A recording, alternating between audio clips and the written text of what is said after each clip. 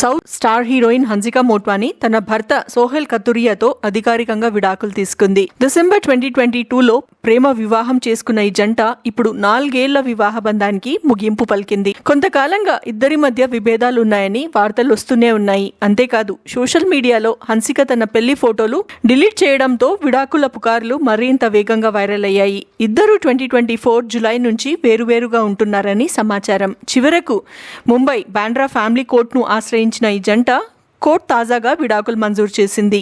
కాగా హన్సికా మోట్వానీ తెలుగులో దేశముదురు సినిమాతో ఎంట్రీ ఇచ్చి మంచి క్రేజ్ సంపాదించింది. తర్వాత కంత్రి, మస్కా, బిల్లా, కంద్రిగా వంటి సినిమాలతో ప్రేక్షకులను అల్లరించింది. ఇప్పటి వరకు 50కు పైగా సినిమాల్లో నటించిన హన్సిక ఇప్పుడు తన కెరియర్ పైనే పూర్తిగా ఫోకస్ చేస్తుందని సమాచారం. మరి ఈ విషయం మీద మీ అభిప్రాయం ఏంటో కమెంట్స్లో చెప్పండి.